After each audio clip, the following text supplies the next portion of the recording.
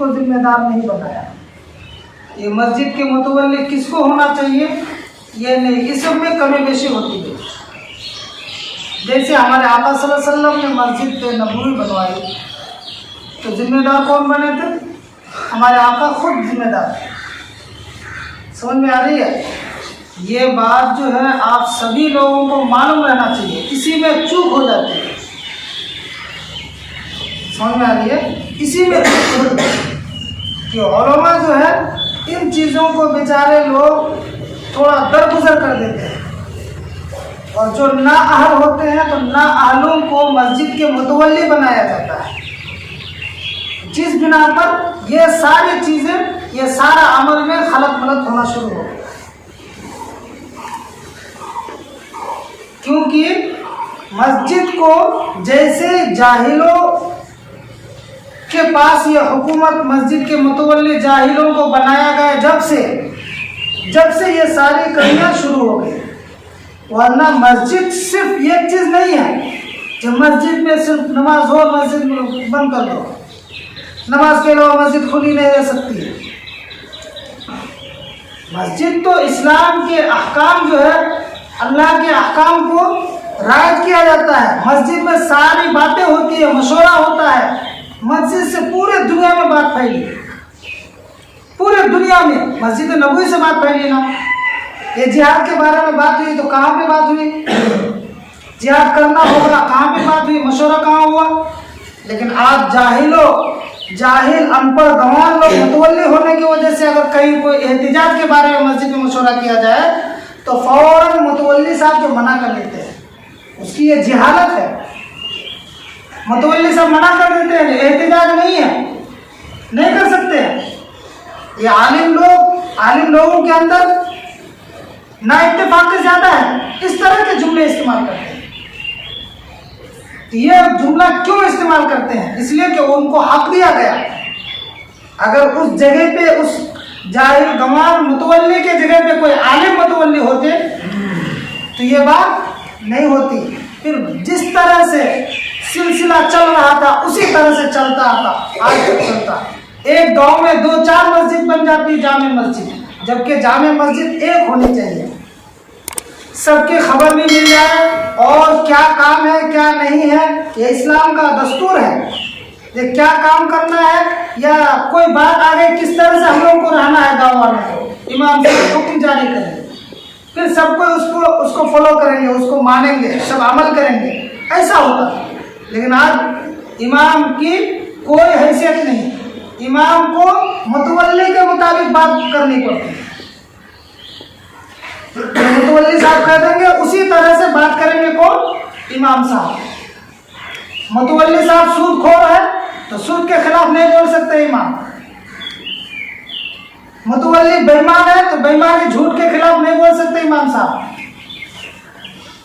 تو اس طرح کے باتیں سارے آ گئی، اس وجہ سے جو ہے مسجدوں میں حق بات کہنا بند ہو گیا۔ صرف ایک ہی چیز ہو گئی، کیا ایک بات کر سکتے ہیں؟ نماز کی فضیلت، فضائل میں بات ہوتی، مسائل میں نہیں۔ مسائل میں اختلاف ہوتا۔ یہ کس نے بتایا کہ مسائل کی باتیں مسجد میں نہیں ہوگی؟ یہ کون بتایا کہ مسائل کی بات مسجد میں نہیں ہوگی؟ مسائل میں کسی کے اگر خلاف ہو، اللہ تعالیٰ نے کہا کہ شریعت کو میں نے مکمل کر دیا، دین کو مکمل کر دیا۔ اب اس دین میں جو شریعت میں جو ساری چیزیں ہیں، اور ہم کو سمجھ لو کوئی چیز کے بارے میں فیصلہ کرنا، سمجھ لیجیے مثال کے طور پر چور ہے، چور اگر پکڑا جائے شریعت میں کیا ہے؟ اس کا ہاتھ کاٹ دو، ہے نا؟ قرآن میں آیت ہے نا، کیا آیت ہے؟ وَالسَّارِقُ وَالسَّارِقَةُ، ہے نا قرآن میں؟ یعنی چور جب پکڑا جائے چوری کرتے ہوئے، اس کا ہاتھ کاٹو، ٹھیک ہے؟ اب یہ ہاتھ کاٹنے کے بارے میں اب جاہل قوم اس کے ہاتھ میں اس کو جو ہے حاکم بنا دیا۔ اب اس نے کہا کہ نہیں، یہ تو انسان کے لیے تکلیف دہ ہے، پریشانی ہے، اس کو منسوخ کر دیا گیا، اس کو رائج نہ کیا گیا۔ زانی کے بارے میں، سزا کے بارے میں آیا، زانی اگر زانی ہو اس کے لیے یہ سزا ہے نا؟ تو اب اس میں بھی رد و بدل. تو یہ ساری چیزیں کیوں ہوئی؟ یہ ہماری ہی غلطی ہے، مسلمانوں کی غلطی ہے، جس بنا پر یہ سب عمل ختم ہوتے گئے.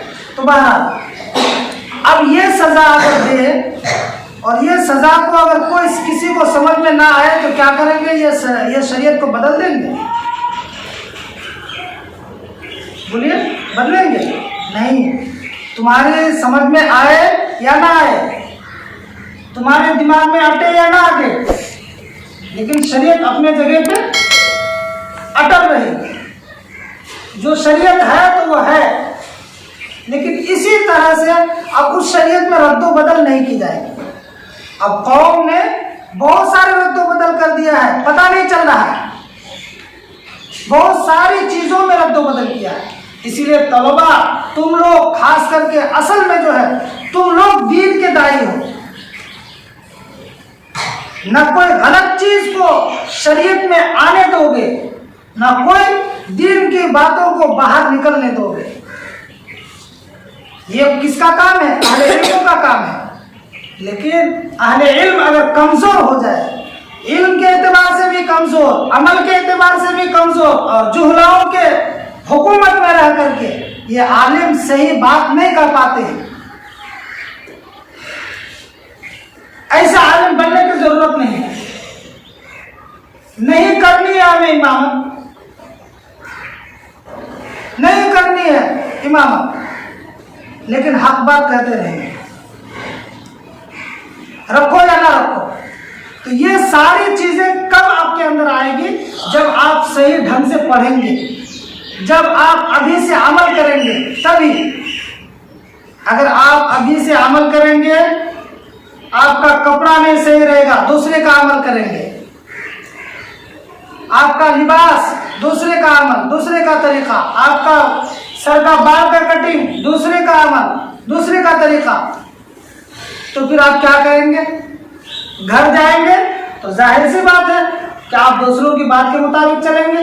اس لیے کہ شریعت کے جو ہیرو ہے، جو ہمارے اکابر ہے، ہمارے نمونہ ہے، جو ہمارے اسلاف ہے، ان کے طریقے کو اگر ہم نہ اپنائیں تو ہمارے اندر کہاں جان پیدا ہو؟ جب جان ہی نہیں پیدا ہوگی تو پھر میں بھی ویسے ہی بن جاؤں گا، جیسے لوگ کہیں گے ویسا کریں گے.